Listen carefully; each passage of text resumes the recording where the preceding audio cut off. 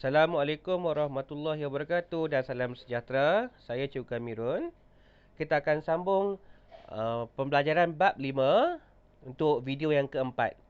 Okey, kita akan teruskan dengan subtopik 5.3 iaitu pembersihan air. Baik ya, air dari sumber semula jadi. Daripada sungai, daripada tasik, daripada laut. Mungkin mengandungi bahan-bahan berikut. Mungkin mengandungi benda asing seperti zarah terampai. Mungkin mengandungi bahan kimia ataupun garam mineral. Mungkin juga mengandungi mikroorganisme seperti bakteria.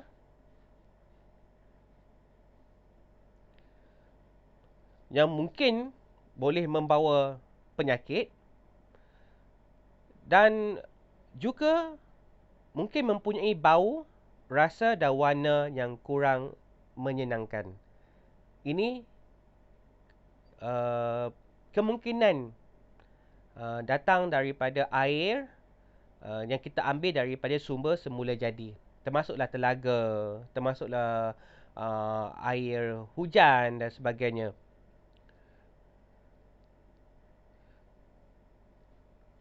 Oleh itu, kita memerlukan proses ataupun cara pembersihan air supaya air yang kita nak jadikan minuman untuk masak makanan tu selamat dan tidak mengandungi bahan-bahan yang mendatangkan mudarat atau mendatangkan bahaya. Okey, ini cara yang paling biasa kita guna pemanasan. Okey, pemanasan. Okey, kita lihat. Kita letakkan, masukkan air berlumpur ke dalam bikar, kemudian kita panaskan. Okey, apa ni nak ceritakan di sini ya? Apabila kita gunakan kaedah pemanasan ni, suhu yang tinggi dapat membunuh hampir semua ataupun kebanyakan mikroorganisme, terutamanya yang berbahaya. Air didih masih lagi mengandungi benda asing terlarut dan zarah terampai. Jadi, ini adalah kebaikan. Dapat membunuh mikroorganisme adalah kebaikan. Yang ini pula adalah keburukan kerana masih lagi mengandungi benda asing. Contohnya kalau kamu ambil air daripada sungai dan masih mengandungi daun-daun kering, masih mengandungi mikroorganisme yang mati, masih lagi ada dalam air tersebut. Tidak dikeluarkan lagi. Tetapi mikroorganisme tersebut tidak membahayakan dah sebab sudah mati disebabkan suhu tinggi. Aplikasi selalunya kita gunakan air yang dididihkan untuk menyediakan air minuman di rumah. Baik, yang kedua kita boleh gunakan kaedah penurasan. Okey, penurasan. Okey, kita lihat di sini air berlumpur dimasukkan dari atas. Okey, mula-mula kita letakkan, kita susun daripada bawah Daripada bawah, pertama dari bawah ya, sepihan batu. Paling bawah, sepihan batu. Selepas tu kita letak batu kelikir. Kemudian letak pasir kasar dahulu. Kemudian baru kita tuang pasir halus. Dan rapatkan macam ni, baru kita tuang air berlumpur dari atas. Ini adalah hasil turasan kita, iaitu air yang tidak mengandungi zarah terampai. Okey. Ataupun jika kita dalam makmal, kita akan gunakan penuras kertas. Kertas turas. Okey. Begini. Boleh ikut ya? Apakah huraiannya? Air yang terturas dipanggil hasil turasan. Air yang terturas dipanggil hasil turasan. Ini ya. Ini. Yang terturas itu apa yang kita kumpul di bawah sini ialah hasil turasan. Hasil turasan. Okey. Sisa yang diasingkan dipanggil baki. Dipanggil baki. Jadi baki ada di atas ni. Jadi bila air dah turun, baki akan berada di sini. Jadi baki akan berada di penuras kita. Ni penuras mula jadi kita. Okey. Hasil turasan adalah jernih dan bebas daripada berdasing tak terlarut. Yang tak terlarut. Maksudnya seperti habuk-habuk. Okey, habuk-habuk. Benda yang besar-besar lah. Tetapi hasil turasan masih lagi mengandungi bendasing terlarut dan mikroorganisma. Sebab penurasan tidak membunuh mikroorganisma. Jadi, hasil turasan jernih dan bebas bendasing tak terlarut, ini adalah kebaikan penurasan. Seterusnya, hasil turasan masih mengandungi bendasing terlarut dan mikroorganisma, ini adalah keburukan.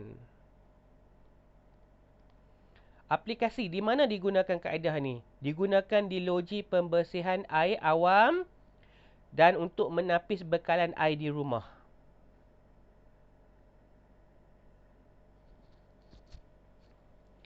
Okey, kita lihat kepada cara pembersihan ketiga. Okey, kaedah ini disebut penyulingan. Baik.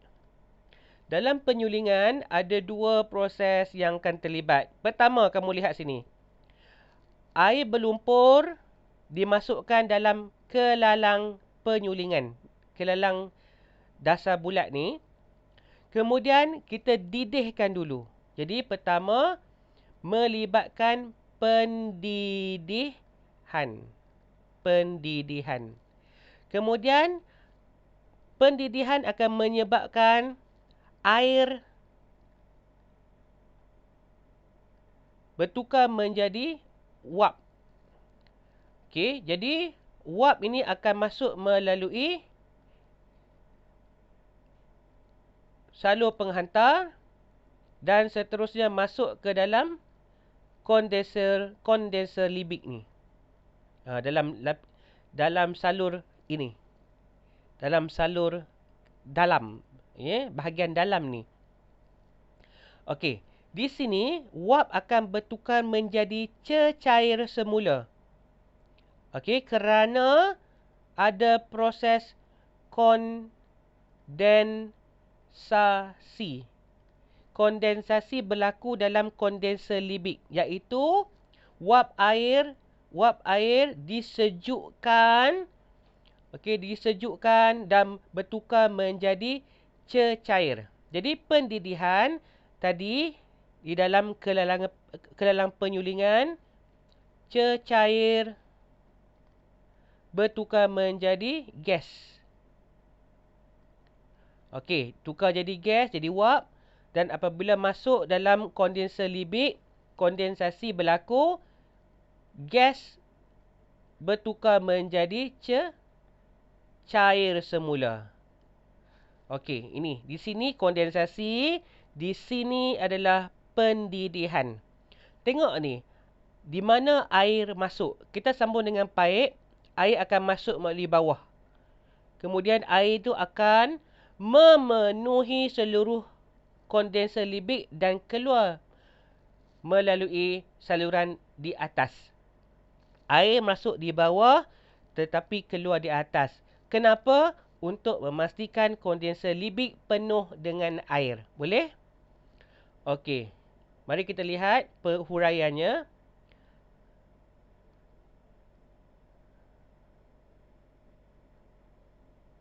Okey.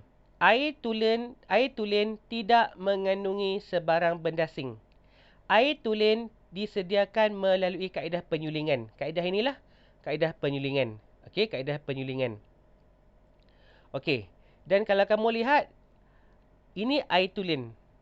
Air tulen. Maksudnya, air yang mempunyai ciri-ciri fizikal air sepenuhnya. Air tulen. Tidak ada sebarang gas, tidak ada sebarang mikroorganisma atau bendasing dalam air tulen.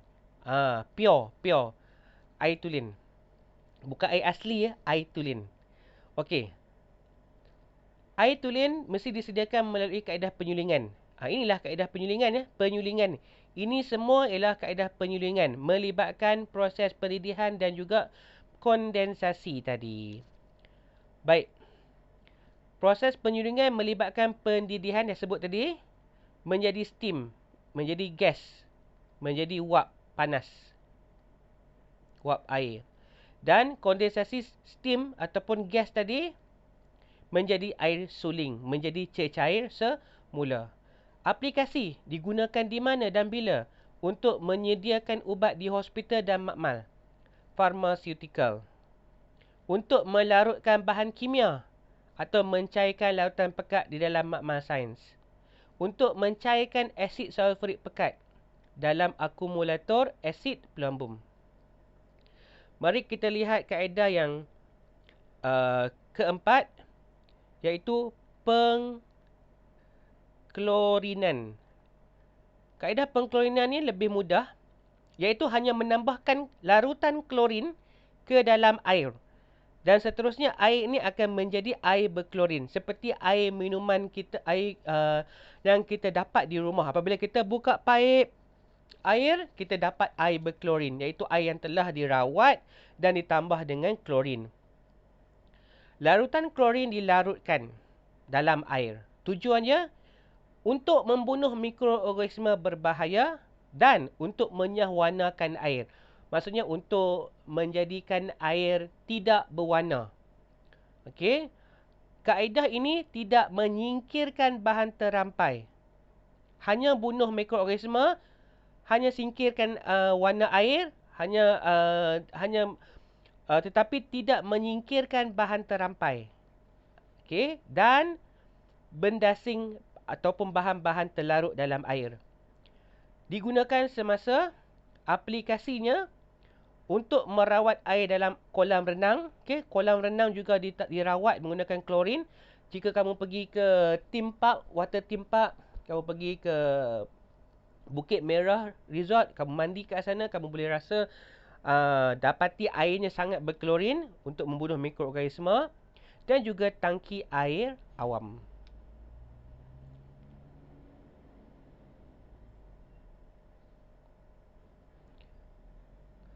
Baik. Seterusnya kita akan sambung dengan masalah bekalan air. Seperti di Malaysia, kita bernasib baik kerana kita hampir-hampir tidak mengalami masalah bekalan air bersih. Okey? Hampir-hampir tidak mengalami. Okey, jadi kita patut bersyukur. Okey. Air kumbahan domestik dirawat. Baik. Pertama, okey. Air kumbahan domestik. Domestik ni maksudnya datang daripada pejabat, datang daripada rumah, datang daripada sekolah, datang daripada tempat tinggal manusia. Jadi itulah maksudnya air kumbahan domestik. Jika kamu air kamu pergi ke dalam longkang, longkang tu akan sambung, okey, ke tempat kumbahan. Jadi perlu dirawat terlebih dahulu, okey. Jadi ini domestik, tempat tinggal, pejabat-pejabat dan sebagainya. Kemudian air tersebut akan dirawat. Okey, dirawat. Okey. Pertama, okey, dia akan masuk ke dalam mikroturasan. Okey. Mikroturasan. Okey. Pertama sekali, mikroturasan ni akan cuba menyingkirkan zarah mikroskopik. Maksudnya zarah halus, seni, termasuk bakteria tertentu yang memang dah dikenal pasti dapat memberikan penyakit kepada manusia. Baik. Selepas itu, selepas mikroturasan, akan masuk pula, dirawat pula di menggunakan stesen osmosis berbalik. Osmosis berbalik. Baik. Tujuannya untuk singkirkan bahan pencemar di dalam air. Apa-apa bahan pencemar dan tak sepatutnya berada dalam air akan disingkirkan melalui osmosis berbalik. Jadi kita cuba nak dapatkan air tulen. Air semata-mata ya. Seterusnya, kita sampai ke 4. Okey. Ini ialah sinaran ultra ungu.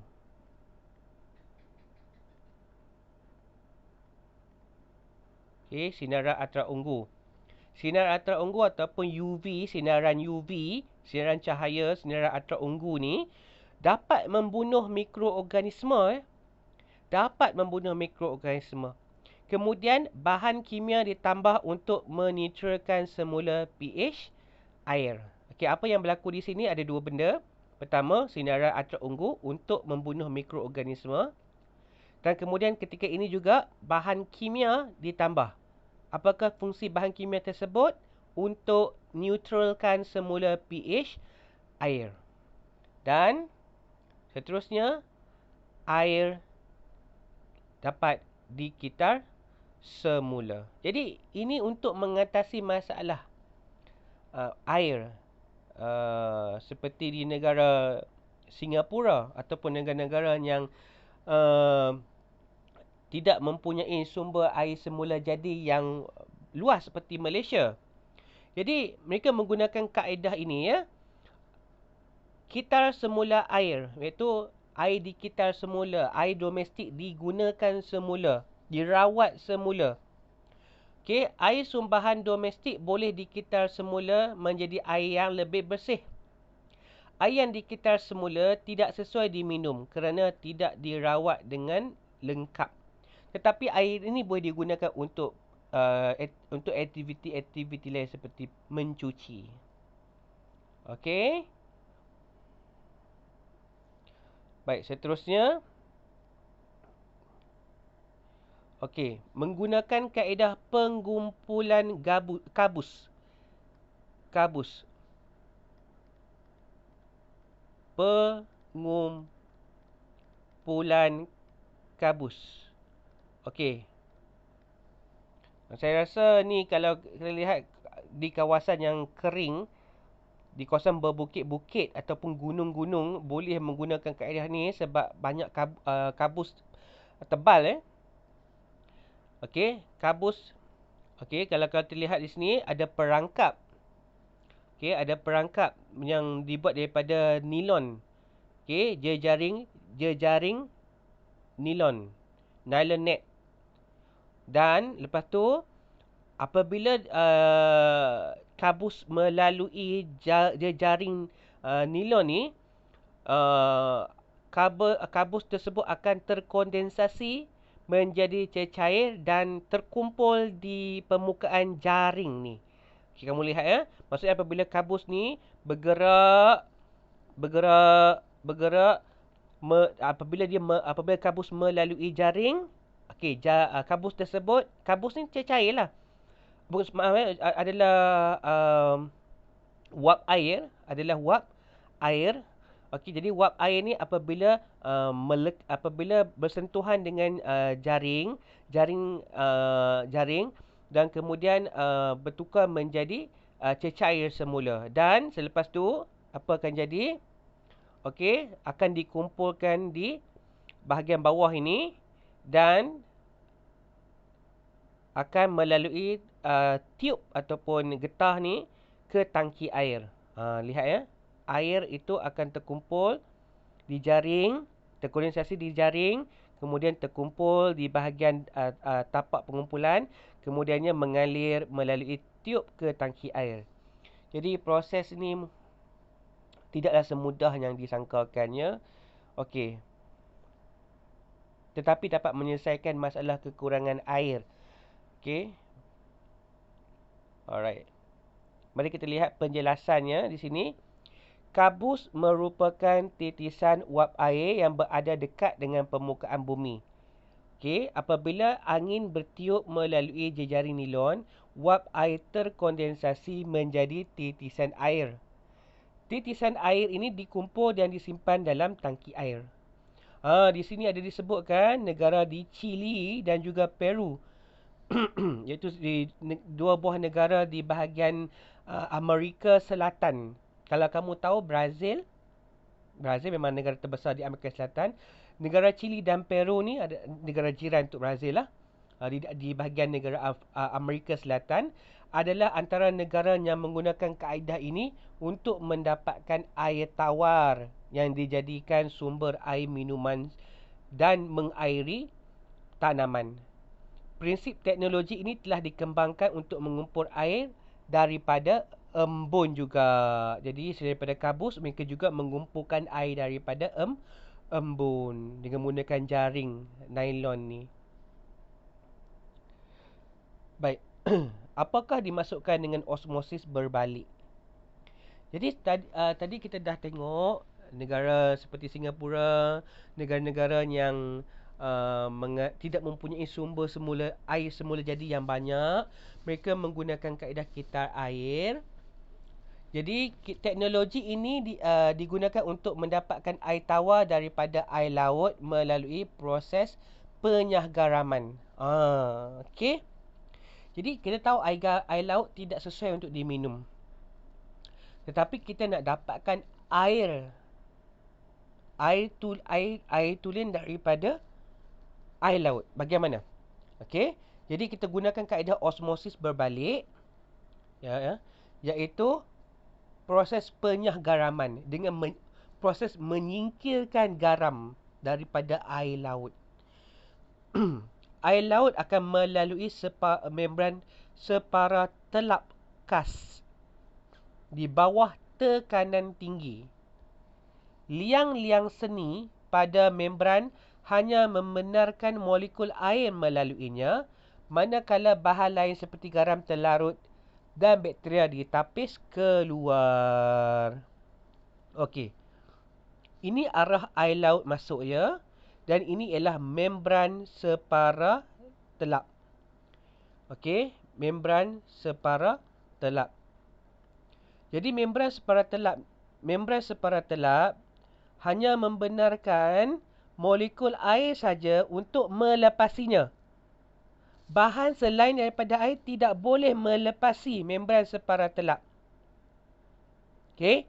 Jadi apabila air laut masuk pada tekanan tinggi, maksudnya pada laju yang tinggi, pada gerakan yang tinggi, laju, okey, hanya air sahaja boleh melepasi membran separa telap ni.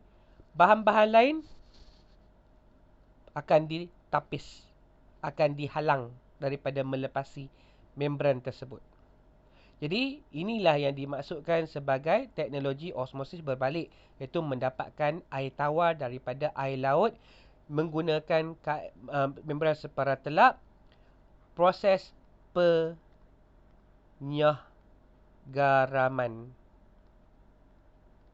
iaitu singkir garam dari air laut dan juga sebarang benda asing dan mikroorganisma yang lain-lain lah. Semua sekali lah ya. Okey. Sistem pembekalan air. Okey, sistem pembekalan air. Air dikumpulkan dalam empangan. Kemudian air dibersihkan di loji air sebelum diagihkan ke rumah. Okey, pertama, menggunakan penapisan. Penapisan ialah proses mengasingkan daun, sampah sarap dan ikan yang besar. Okey. Di sini ya. Okey, di sini. Okey. Dari empangan kita ada penapisan. Okey. Dari empangan supaya ikan tak turun, sampah-sampah besar tak turun di sini ya. Okey. Ini bukit ataupun di bukit yang ada empangan, kawasan tanah tinggi ada empangan. Okey. Pertama sekali ialah penapisan. Okey, kita nak tapis bahan-bahan yang besar, sampah sarap, daun-daun besar dan juga ikan juga tak masuk ya. Okey. Kedua, kita menjalankan pengoksidaan di sini.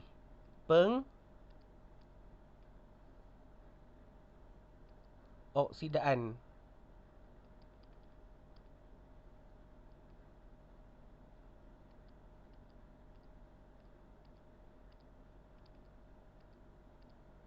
Okey, apa itu pengoksidaan?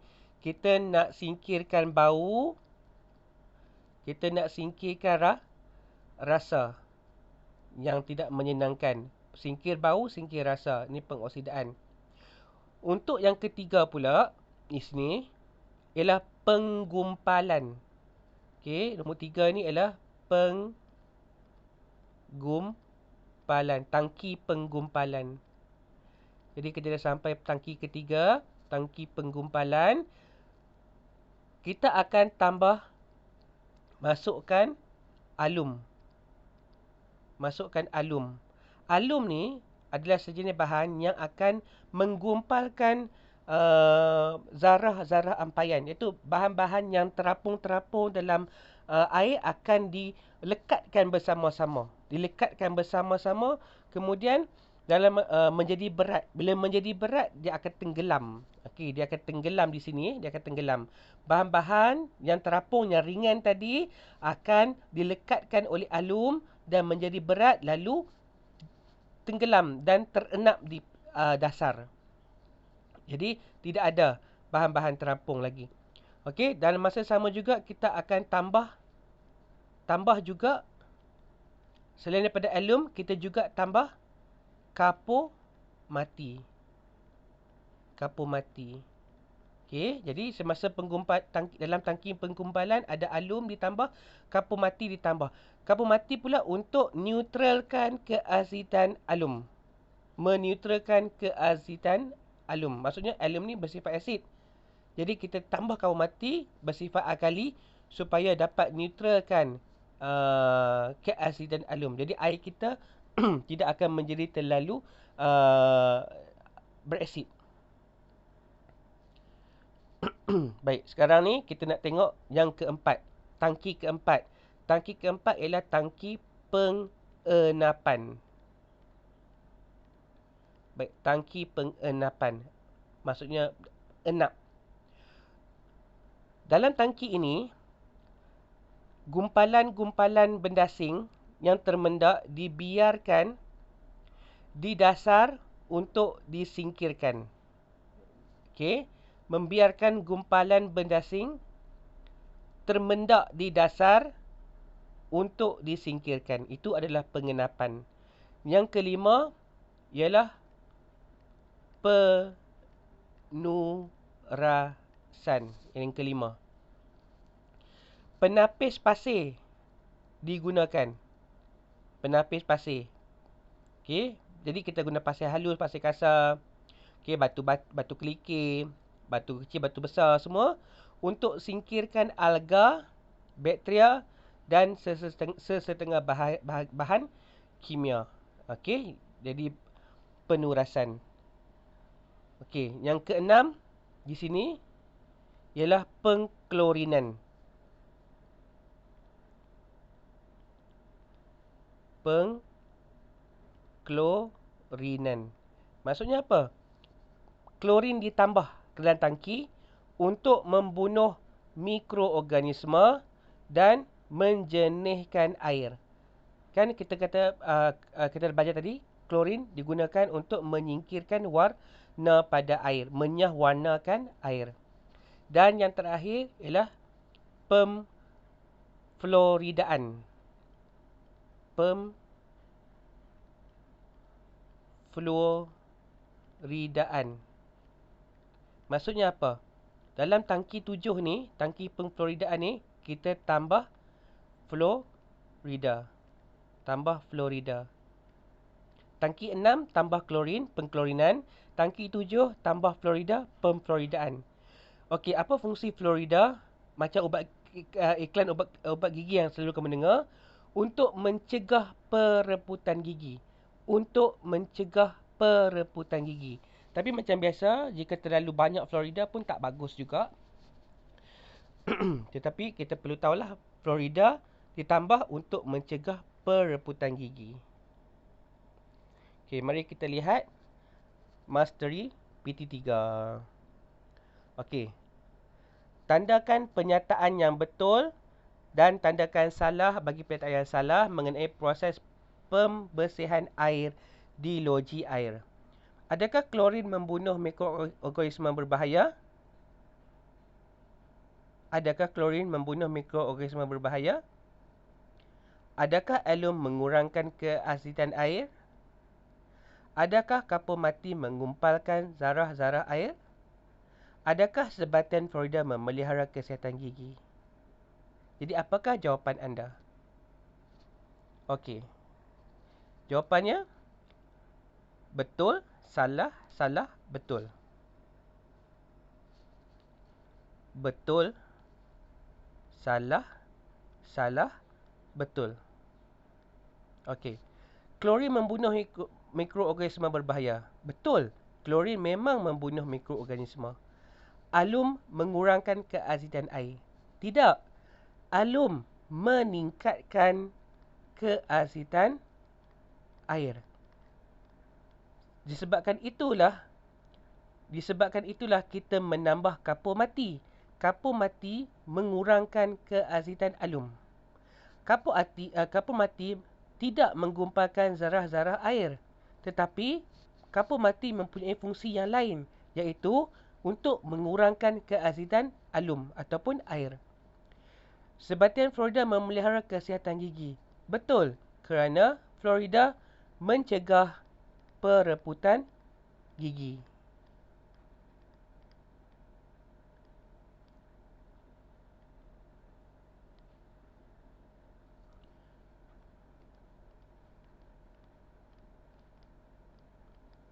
Baik.